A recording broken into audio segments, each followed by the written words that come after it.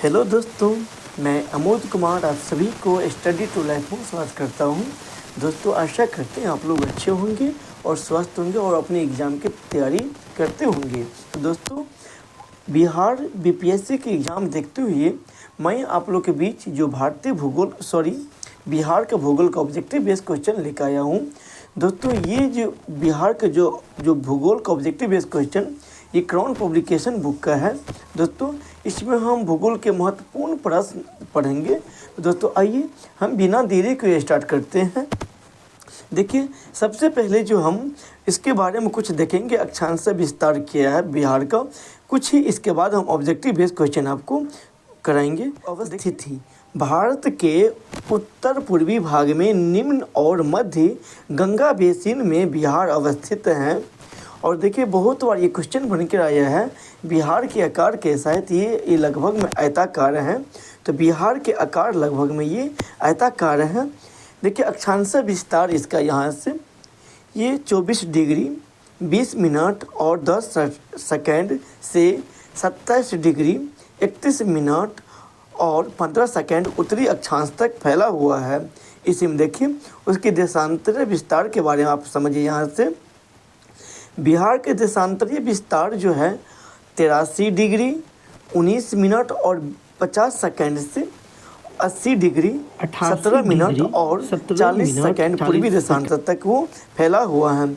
ये भी प्रश्न आया हुआ था 68 बीपीएससी में। बिहार का कुल भौगोलिक क्षेत्रफल कितना है? तो 94,163 वर्ग किलोमीटर है। तो उसको आप याद रखें, जिसमें ग्रामीण क्षेत्र जो है इसमें ये 92,358.40 वर्ग किलोमीटर तथा शहरी क्षेत्र जो है 1804.60 वर्ग किलोमीटर में फैला हुआ है। भारत के कुल क्षेत्रफल का हिस्सा जो है, अगर भारत पूरे अगर मैप है तो इसमें 2.86% बिहार का ये भूभाग है। और क्षेत्रफल के दृष्टि से भारत में जो है ये 13वां स्थान है। तेलंगाना राज्य के गठन के पश्चात जो है बिहार जो क्षेत्रफल जो के दृष्टि से भारतीय राज्य में बिहार का स्थान अब हो गया, ये 12 से घिसर के 13वां हो गया। इससे पहले 12 था। देखिए, ये भी प्रश्न ऑलरेडी बन चुका है। बिहार की कुल लंबाई कितना है?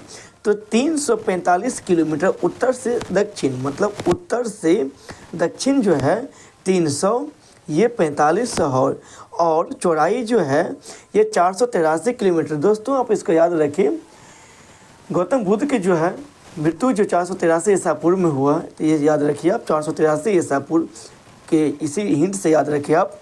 चौड़ाई जो है बिहार का 483 किलोमीटर पूर्व से पश्चिम है।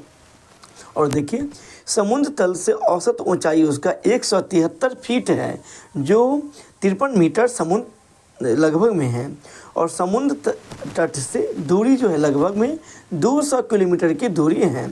सीमाएं उत्तर में नेपाल है, दक्षिण में झारखंड, पूर्व में ये पश्चिम बंगाल और पश्चिम में उत्तर प्रदेश है। यहाँ देखिए, उत्तर में नेपाल हो गया, दक्षिण में झारखंड वाला पार्ट ये है, और पूर्व में ये पश्चिम बंगाल और यहाँ से और पश्चिम में उत्तर प्रदेश की सीमा पड़ता है। दोस्तों, अगर बीपीएससी की अगर तैयारी करते होंगे तो बिहार के मैप का अच्छे से स्टडी करके जाइए, क्योंकि इससे बहुत सारा क्वेश्चन ऑब्जेक्टिव में आता है। देखिए, यही जो बताएं, बिहार जो लगभग में ये एक आयताकार, लगभग में ये आयताकार है। तो उसको आप याद रखें। इस पॉइंट के भी आप पढ़िए। देखिए, यहाँ से बिहार का भूखंड अपने भूवैज्ञानिक संगठन में चतुर्थ कल्प से लेकर कैरिबियन पूर्व कल्प के शैल समूहों का योगदान से निर्मित है। तो दोस्तों, आइए इसका हम ऑब्जेक्टिव यहाँ से स्टार्ट करते हैं। बिहार का कुल भौगोलिक क्षेत्रफल कितना है? अभी जस्ट आपको हम बताएं 94,163 वर्ग किलोमीटर है बिहार का कुल भौगोलिक क्षेत्रफल। इसी में देखिए, बिहार का भौगोलिक क्षेत्रफल भारत के कुल क्षेत्रफल का कितना हिस्सा है? तो 2.86% है, ये है। इसी में देखिए, हमारा अगला प्रश्न है, क्षेत्रफल के दृष्टि से भारत में स्थान बिहार के कितना है? तो हो जाएगा 13वां। तेलंगाना राज्य के गठन के बाद 13वां हो गया। इससे पहले वो 12वां था। इसको आप याद रखें। आर्कियन युग के चट्टानों को कितने भागों में बांटा जाता है? तो इसका उत्तर हो जाएगा ये 2 भागों में ये बांटा जाता है। इस सब को आप याद रखें। यहाँ देखिए, ये बहुत इंपॉर्टेंट प्रश्न है। ये धारवाड़ शैल समूह में पाई जाती हैं। तो इस प्रश्न का उत्तर हो जाएगा खनिज चट्टानें ये पाई जाते हैं धारवाड़ शैल समूह में। दोस्तों, अगर आप बीपीएससी या दरोगा के अगर बिहार से रिलेटेड अगर कोई भी एग्ज़ाम की तैयारी करते होंगे, इसको अवश्य ही पढ़ कर जाए। अगर आप हमारे चैनल पर अगर न्यू आए हैं तो हमारे चैनल को सब्सक्राइब कर लीजिए और वीडियो को अंत तक देखिए। तो आइए, अगला प्रश्न जो है, धारवाड़ समूह के चट्टानों बिहार के किन जिलों में मिलती हैं? तो इस प्रश्न का उत्तर हो जाए, देखिए, मुंगेर में, जमुई, नवादा, ये सभी ज़िले में मिलती हैं। तो इसका ये सभी ज़िले में मिलते हैं। तो उसका उत्तर हो जाएगा उपरोक्त सभी। इसी में देखिए, हमारा अगला प्रश्न है, बिहार के किन जिलों में आर्कियन क्रम की चट्टानें पाई जाती हैं? तो इस प्रश्न का उत्तर हो जाएगा ये भी गया, मुंगेर, शेखपुरा, उपरोक्त सभी डी उत्तर हो जाएगा उसका। इसी में देखिए, हमारा अगला प्रश्न है, सेमरी क्रम की चट्टानें पाई जाती हैं।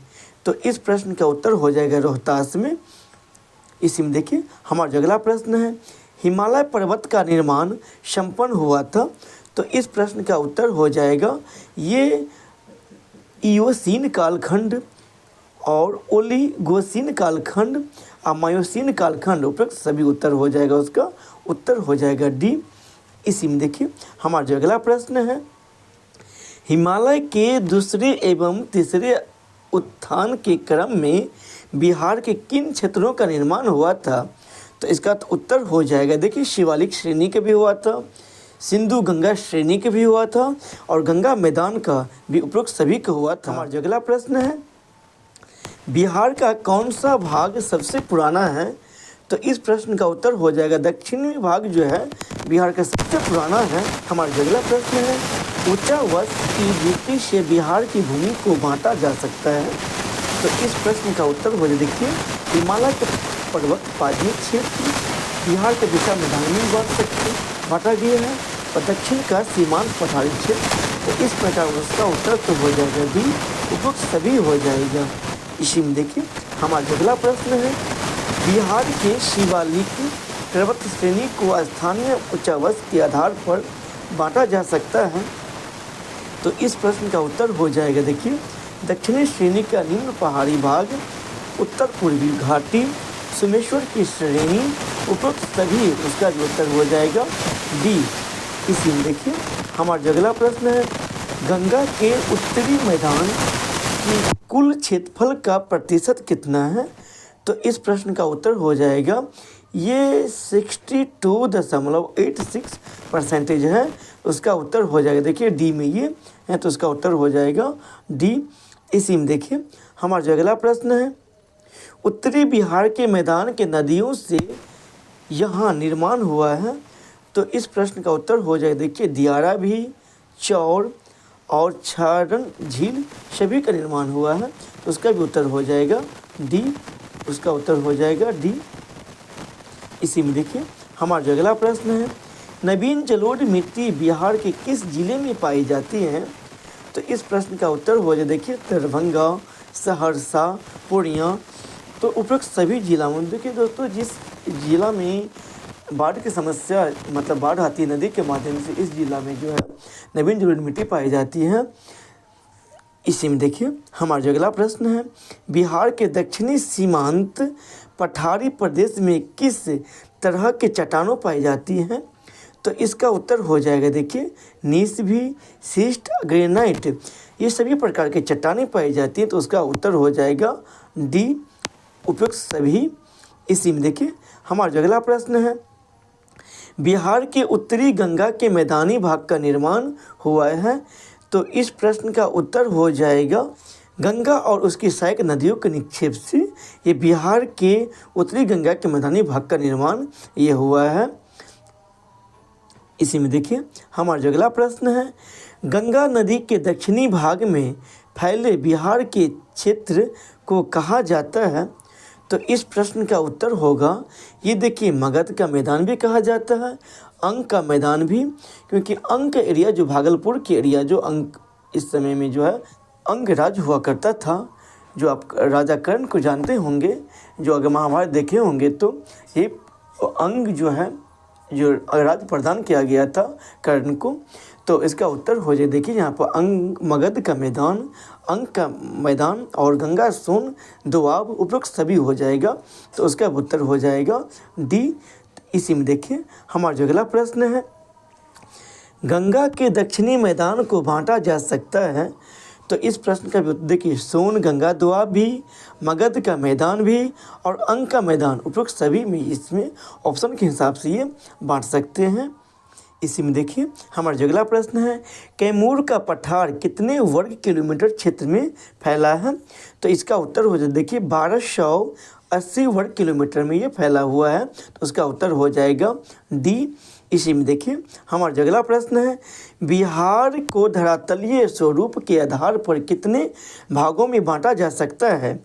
तो इस प्रश्न का उत्तर होगा, ये देखिए 4 भागों में ये बांटा जा सकता है। दोस्तों अगर विस्तार से अगर इसके बारे में आप जानना चाहते हैं तो हमारे कमेंट बॉक्स में कमेंट कीजिए। तो आपको हम क्राउन के जो जितना भी ज्योग्राफी के जो टॉपिक है उसको हम एक वीडियो में मतलब लेके आएंगे, टॉपिक बाय टॉपिक। इसी में देखिए हमारा जो अगला प्रश्न है, उत्तरी बिहार के मैदान को कितने भागों में उप विभाजित किया जाता है। तो इस प्रश्न का उत्तर हो जाएगा, ये 6 भागों में ये उप विभाजित किया जाता है। इसी में देखिए हमारा जो अगला प्रश्न है, बिहार के उत्तरी पश्चिमी भाग में स्थित शिवालिक श्रेणी की पहाड़ी का निर्माण किस काल में हुआ है। तो इस प्रश्न का उत्तर हो जाएगा, ये प्लीस्टोसीन काल में ये इसका निर्माण हुआ है। इसी में देखिए हमारा जो अगला प्रश्न है, बिहार का सबसे ऊंची पहाड़ी है। तो इस प्रश्न का उत्तर हो जाएगा, ये इस सोमेश्वर श्रेणी की पहाड़ी जो है सबसे ऊंची। देखिए हमारा जो अगला प्रश्न है, बिहार के उत्तरी मैदानी खंड को कौन सी नदी 2 भागों में बांटती है। दोस्तों आप इस प्रश्न का उत्तर हमारे कमेंट बॉक्स में कमेंट कीजिए, क्योंकि ये प्रश्न का उत्तर ऑलरेडी आप लोग जानते होंगे। देखिए पूछ रहा है, बिहार के उत्तरी मैदानी खंड को कौन सी नदी 2 भागों में बांटती है। ये बिहार के बीच बीच नहीं बल्कि उत्तरी मैदानी भाग को 2 भागों में बांटती है। अगर आपको ये बिहार की अगर मैप है, अगर ये गंगा नदी बीच में अगर बह रही है तो उत्तरी मैदान जो ये वाला भाग हो, दक्षिणी मैदान ये हो गया। तो इस भाग को 2 भागों में कौन सी नदी बांटती है, इसको एक प्रश्न है। इस प्रश्न का उत्तर आप कमेंट बॉक्स में कीजिए। इसी में देखिए हमारा जो अगला प्रश्न है, गंगा नदी के दक्षिणी तट से छोटा नागपुर पठार तक फैला दक्षिणी बिहार का मैदान कितने किलोमीटर क्षेत्र में फैला है। तो इस प्रश्न का उत्तर हो जाएगा, ये 33,670 जो वर्ग किलोमीटर में ये किलोमीटर में ये फैला हुआ है। इसको आप याद रखिए। इसी में देखिए हमारा जो अगला प्रश्न है, बिहार के दक्षिणी पहाड़ी भाग को कितने भागों में उप विभाजित किया जाता है। तो इस प्रश्न का उत्तर हो जाएगा, ये 4 भागों में विभाजित किया जाता है। इसी में देखिए हमारा जो अगला प्रश्न है, भूगर्भिक काल में गंगा का मैदान सागर था, उस सागर का क्या नाम था।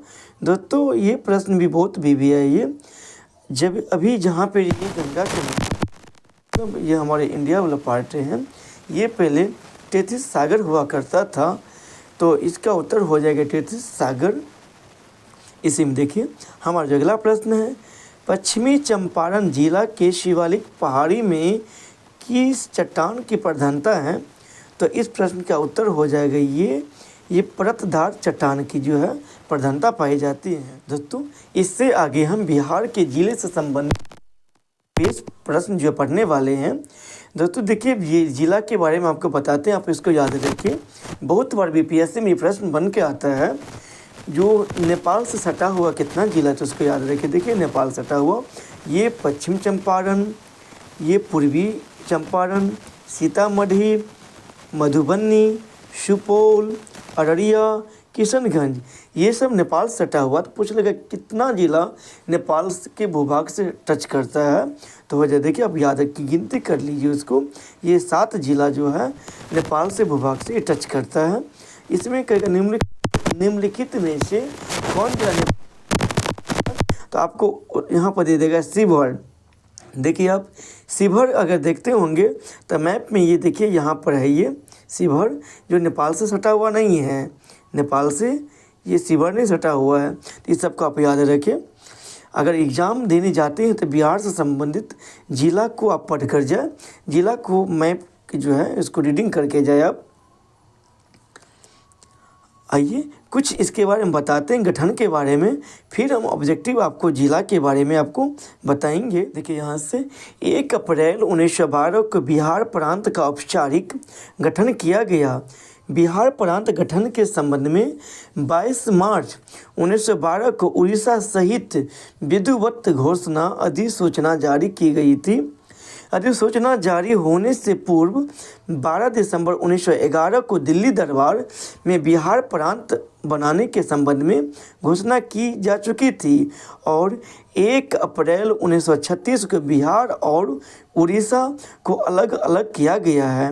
ये सब को आप याद रखिए।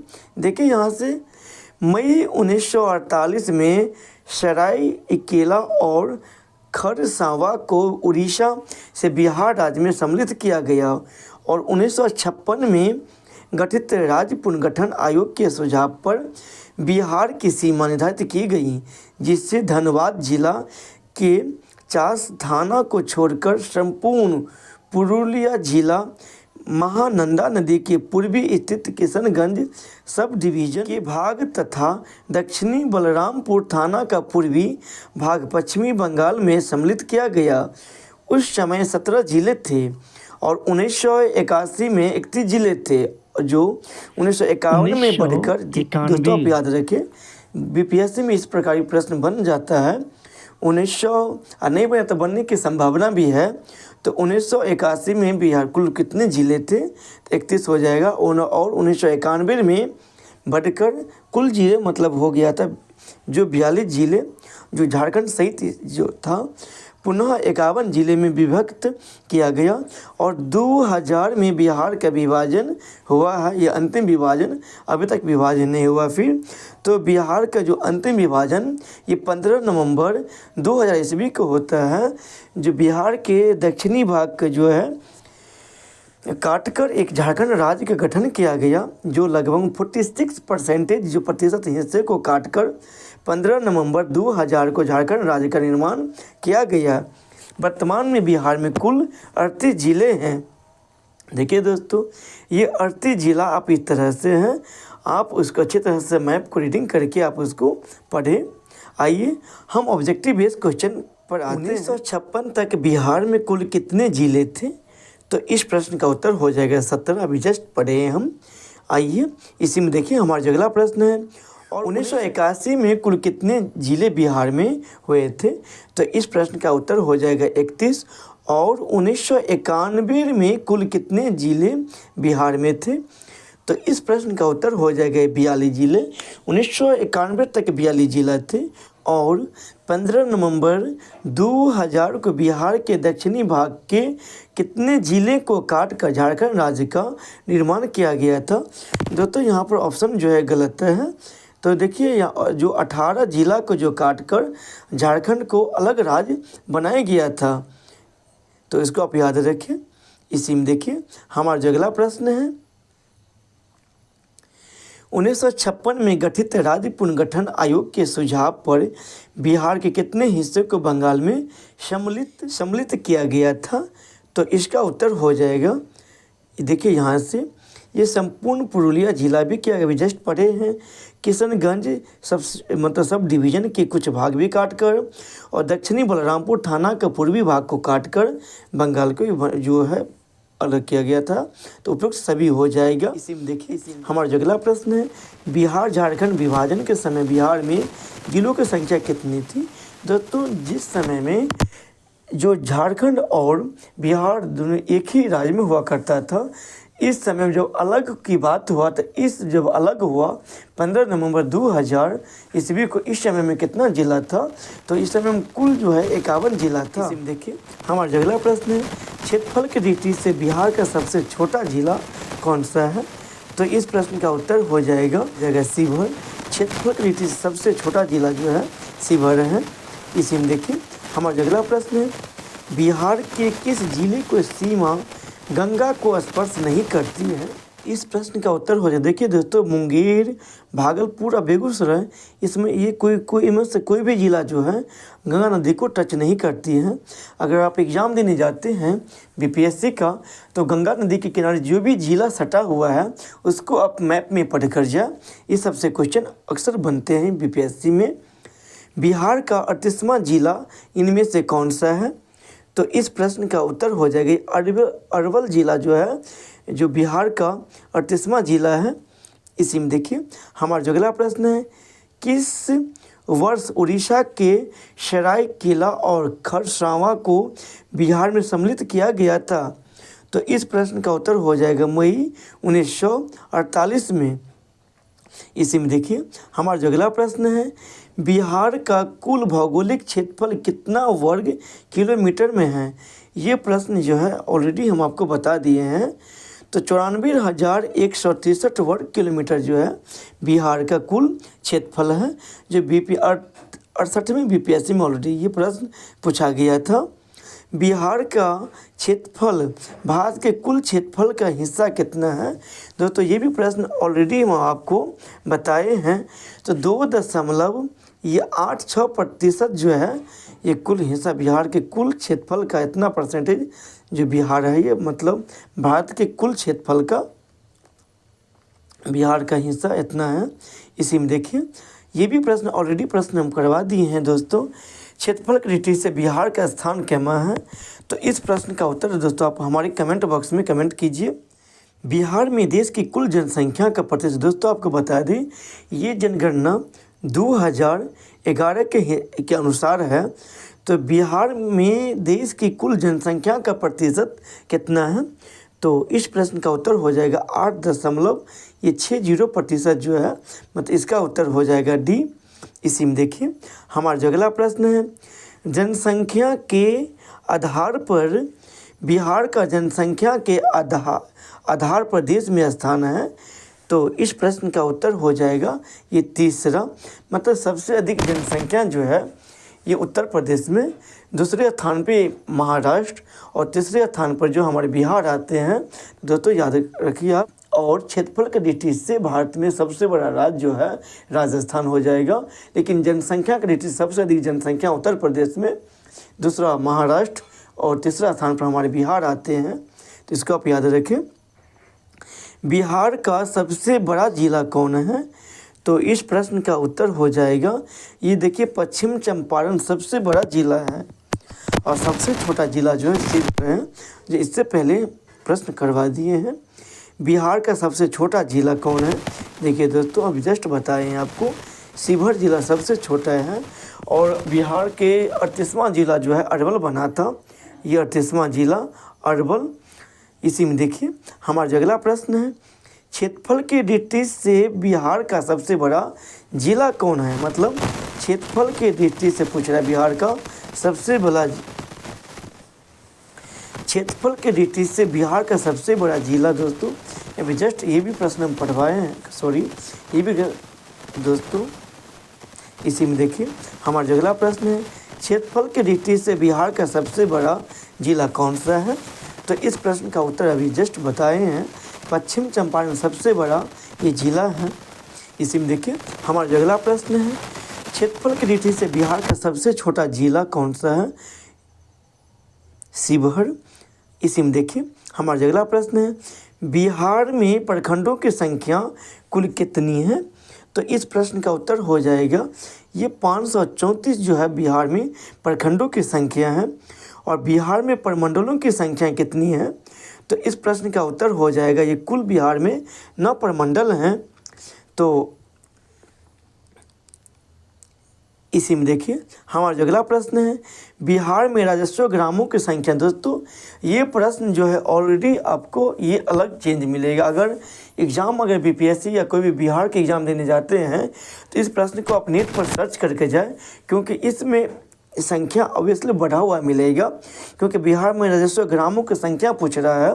देखिए आपको ये ऑप्शन के हिसाब से देखिए यहाँ पे ये तो 44,854 74 है, लेकिन इसमें नेट से सर्च किए हैं तो इतना 45,103 है। ये इससे भी बढ़ सकता है ये, तो इसीलिए आप इस प्रश्न को अगर एग्ज़ाम देने जाते हैं उसको रिवीजन करके ही जाए। ये प्रश्न हो गया। और ये देखिए अगला प्रश्न भी, बिहार में ग्राम पंचायतों की कुल संख्या कितनी है? तो इस प्रश्न का देखिए अगर इसके हिसाब से ऑप्शन जाएंगे तो हो जाएगा ये 8,398, लेकिन हम अगर सर्च किए हैं नेट पर तो 8406 मिला है। बिहार में कितने जिलों में नगर निगम स्थापित हैं? तो इस प्रश्न का उत्तर हो जाएगा ये 9 जिलों में जो है नगर निगम स्थापित हैं। तो इस प्रश्न को भी आप एग्ज़ाम देने जाते हैं इसलिए नेट पर सर्च करके ही जाए।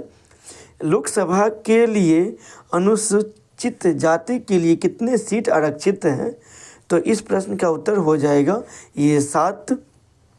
इसी में देखिए हमारा जो अगला प्रश्न है, विधानसभा के लिए अनुसूचित जाति के लिए सीट आरक्षित हैं।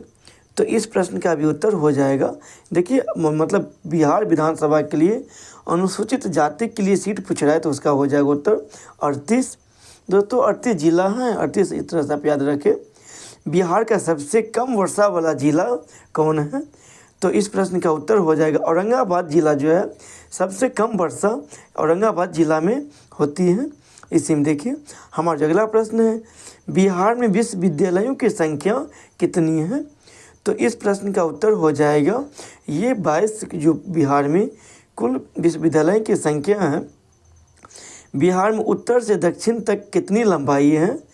दोस्तों ये स्टार्ट जब वीडियो किए हैं तो इस समय हम आपको बताए हैं बिहार के उत्तर से दक्षिण की कुल लंबाई जो है ये 345 और ये पूरब से पश्चिम, इसको याद रखिए आप, 483 है। जो गौतम बुद्ध के जो महापरिनिर्वाण मतलब मृत्यु हुई थी 400 मृत्यु हुआ था 483 ईसा पूर्व में, तो याद रखिए उत्तर से दक्षिण हो जाएगा 345 और पूरब से पश्चिम हो जाएगा 483। इसको आप याद रखें। गंगा नदी बिहार के किस जिले में प्रवेश करती है? तो इस प्रश्न का उत्तर हो जाएगा भोजपुर जिला में जो है हमारे बिहार में गंगा नदी प्रवेश करती है। दोस्तों इससे आगे हम बिहार के अनुसूचित जातियां के बारे में ऑब्जेक्टिव बेस्ड क्वेश्चन पढ़ेंगे। इससे पहले कुछ यहाँ से देख लीजिए, इसके बाद हम पढ़ेंगे 2011 की जनगणना के हिसाब से ये दिया हुआ है। यहाँ पर देखिए अनुसूचित जातियों की कुल जनसंख्या जो है ग्रामीण क्षेत्र में देखिए पुरुष इतना है, महिला, अब इसको आप पढ़ कर आप जाए। जनगणना 2011 के हिसाब से ये है। आइए हम आते हैं आपको इसका ऑब्जेक्टिव बेस्ड क्वेश्चन, अगर ये सबको अगर पढ़ना है इसको दोस्तों आप पढ़ लें। बिहार में कुल कितनी अनुसूचित जाति का श्रेणी में हैं?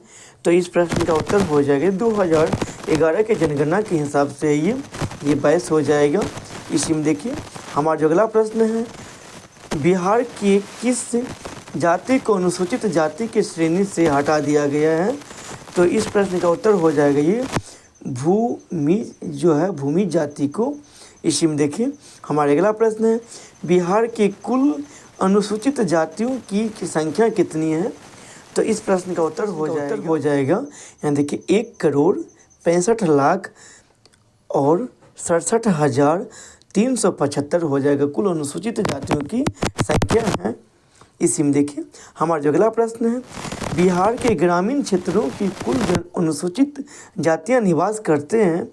तो इस प्रश्न का उत्तर होगा 1,53,00,000 और 44,215 हैं। ये कुल ग्रामीण क्षेत्रों की अनुसूचित जातियां हैं निवास कर। इसी में देखिए हमारा जो अगला प्रश्न है, बिहार के नगरीय क्षेत्रों में कुल अनुसूचित जातियां निवास करते हैं। इस प्रश्न का उत्तर देखिए ये 12,23,110 हैं। इसी में देखिए हमारा जो अगला प्रश्न है, बिहार में अनुसूचित जातियों की पुरुष जनसंख्या है। इस प्रश्न का उत्तर हो जाएगा 86 लाख और ये 6,253 हैं। इसी में देखिए हमारा जो अगला प्रश्न है, बिहार में अनुसूचित जातियों की महिलाओं की संख्या कितनी है? तो इस प्रश्न का उत्तर हो जाएगा, देखिए यहाँ से उत्तर हो जाएगा ये 79,61,072।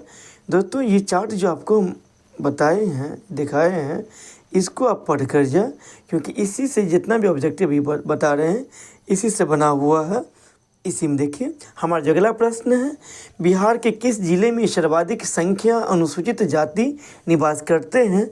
तो इस प्रश्न का उत्तर हो जाएगा ये गया जिला में सबसे अधिक जो अनुसूचित जातियां निवास करते हैं। इसी में देखिए हमारा अगला प्रश्न है, न्यूनतम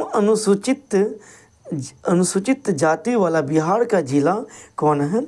तो अधिकतम तो पढ़ लिए, तो न्यूनतम देखिए किशनगंज में सबसे कम अनुसूचित जातियां निवास करते हैं। इसी में देखिए हमारा अगला प्रश्न, गया में अनुसूचित जाति जनसंख्या का प्रतिशत है? तो इस प्रश्न का उत्तर हो जाएगा 30.4% है। इसी में देखिए हमारा अगला प्रश्न है, किशनगंज में अनुसूचित जाति जनसंख्या का प्रतिशत है? तो इस प्रश्न का उत्तर हो जाएगा ये 6.7% है। दोस्तों इसको आप याद रखिए अच्छी तरह से ये सबको, क्योंकि ये ऑब्वियसली जो बीपीएससी मॉडल प्रश्न ये सब कहीं न कहीं बना है। बिहार में 40 लोकसभा के सीटें में अनुसूचित जाति के लिए कितने सीट आरक्षित हैं? तो इस प्रश्न का उत्तर हो जाएगा ये 6। इस बिहार में 243 विधानसभा सीटों में कितने सीट अनुसूचित जाति के लिए आरक्षित हैं? तो इस प्रश्न का उत्तर हो जाएगा ये 38 सीट जो आरक्षित हैं।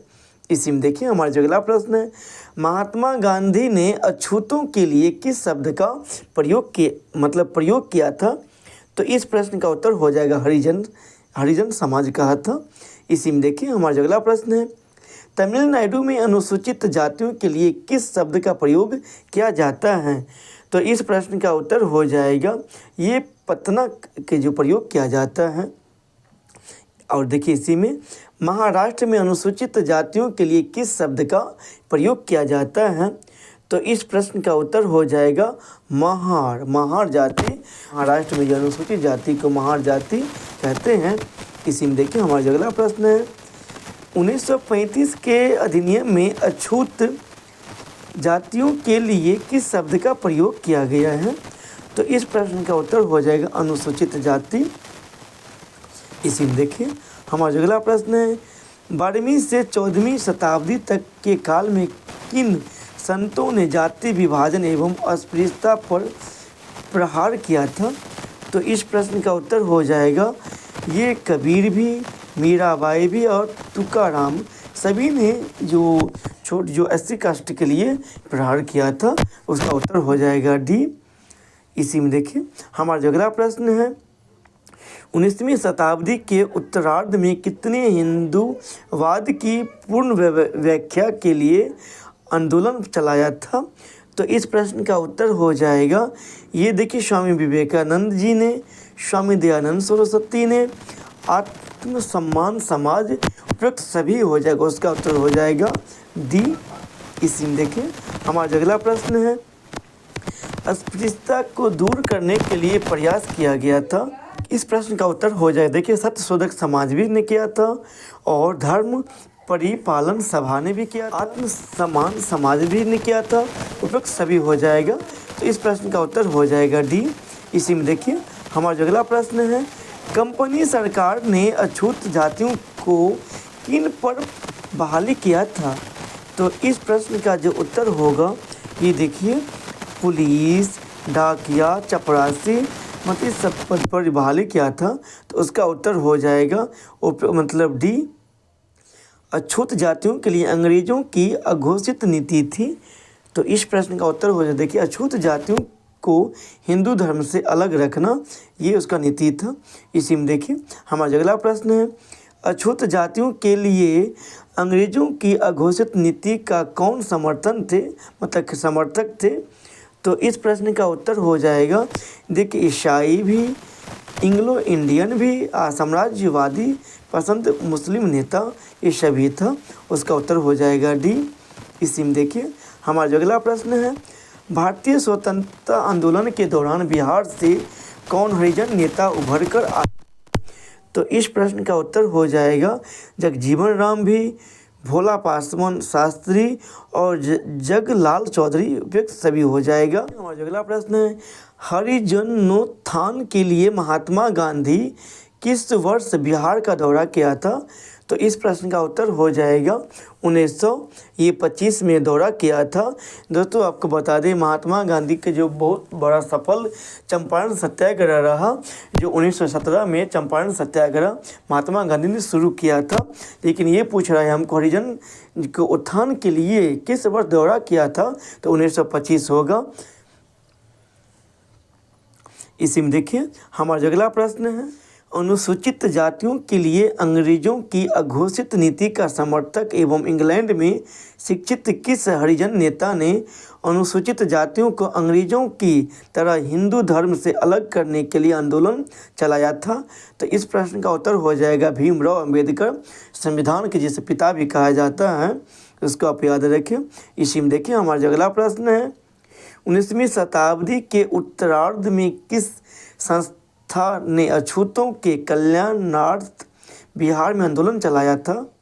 तो इस प्रश्न का उत्तर हो जाएगा ये आर्य समाज ने किया था।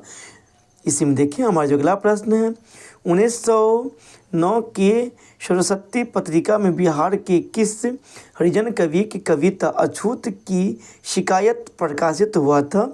तो इस प्रश्न का उत्तर होगा ये हीरा डोम।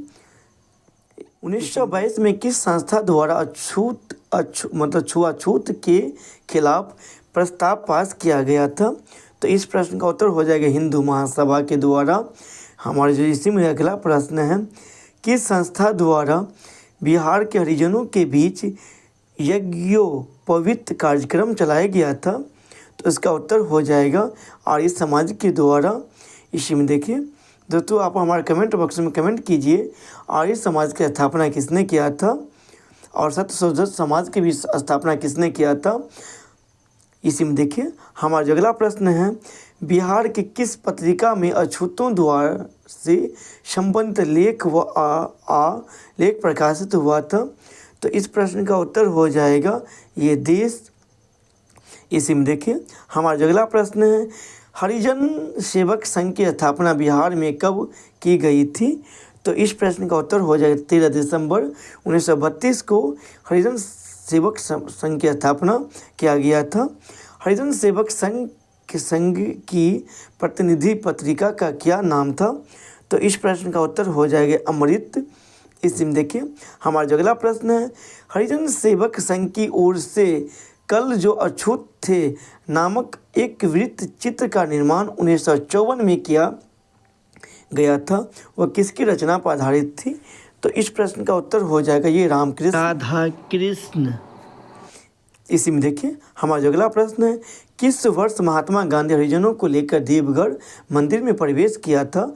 देवगढ़ स्थान वो जो भोले शंकर बाबा के पवित्र स्थान है देवगढ़ है, इसमें प्रवेश किया था हरिजनों को लेकर। इससे पहले जो है लोग बहुत उसको जाने से मना करते थे, अछूत मानते थे। तो इसका उत्तर हो जाएगा 1934 में। इसी में देखिए दोस्तों आगे जो मेरा ऑब्जेक्टिव है ये अनुसूचित जो जनजाति के लिए हैं। आगे ऑब्जेक्टिव देखिए इसके बारे में, जो हमारे भारतीय संविधान में कितने प्रकार के जनजातियाँ निवास करते हैं? तो इस प्रश्न का उत्तर हो जाएगा 33 प्रकार के जनजातियाँ। जनजातीय समाज के लोग गोत्रों में बंटे होते हैं, उनके गोत्र आधारित होते हैं।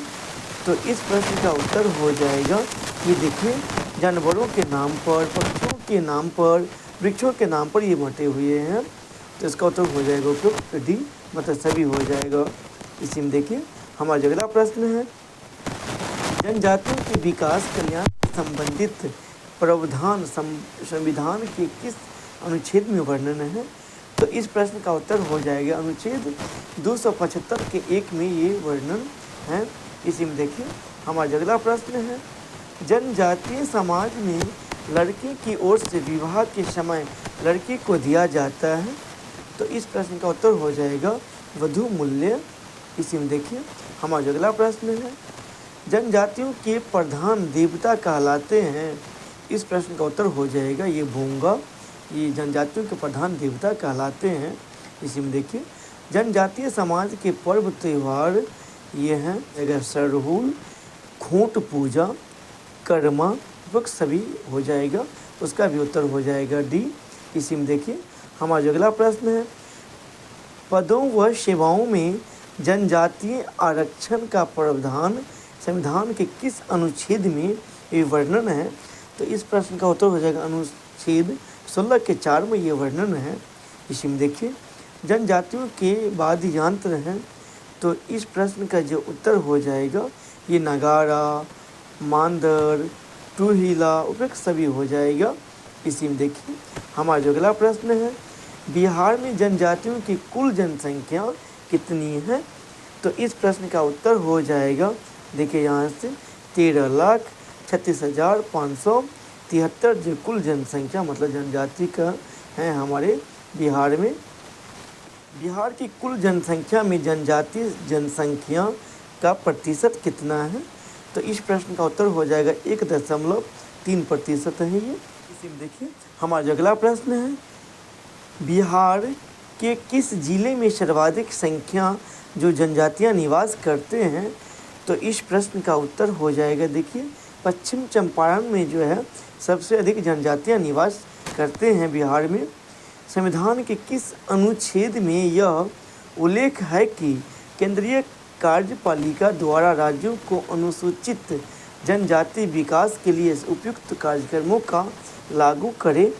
तो इस प्रश्न का उत्तर हो जाएगा अनुच्छेद 339 के 2 में ये बातों वर्णन है। इसी में देखिए हमारा अगला प्रश्न है, जो 243 बिहार विधानसभा सीट में जनजातियों के ये कितने सीट आरक्षित हैं? तो इस प्रश्न का उत्तर हो जाएगा ये 2 सीटें हैं दोस्तों। और बिहार विधानसभा में अनुसूचित जनजाति के लिए जो मतलब अनुसूचित जाति के लिए 38 सीट जो आरक्षित है। इसी में देखिए हमारा अगला प्रश्न है, विधानसभा चुनाव में जनजातियों के लिए सीटों का आरक्षण करने के लिए संविधान के किस अनुच्छेद में उल्लेख है? तो इस प्रश्न का उत्तर हो जाएगा अनुच्छेद 332 में ये उल्लेख किया गया है। इसी में देखिए बिहार के किस जनजाति के लोग सर्वाधिक संख्या में निवास करते हैं? तो संथाल जनजाति सबसे अधिक बिहार में ये निवास करते हैं। बिहार में संथाल जनजाति की कुल जनसंख्या की मतलब कुल जनसंख्या कितनी है? तो इस प्रश्न का जो उत्तर हो जाएगा 4,06,076 ये कुल जनसंख्या 2011 के जनगणना के अनुसार है। इसी में देखिए हमारा अगला प्रश्न है, लोकसभा चुनाव में जनजातियों के लिए सीटों का आरक्षण करने के लिए संविधान के किस अनुच्छेद में उल्लेख हुआ है? तो इस प्रश्न का उत्तर हो जाएगा अनुच्छेद जो 330 में। इसी में देखिए हमारा अगला प्रश्न है, भारतीय संविधान में अनुसूचित जनजातियों की सुरक्षा एवं विकास को सुनिश्चित करने का प्रावधान वो किस अनुच्छेद में उल्लिखित है?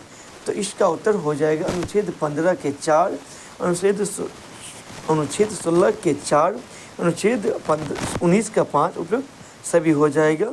जनगणना से संबंधित जो ऑब्जेक्टिव बेस्ड प्रश्न जो है हम नेक्स्ट वीडियो में जो है पढ़ेंगे। तो इस वीडियो को हम यहीं पर समाप्त करते हैं। धन्यवाद दोस्तों।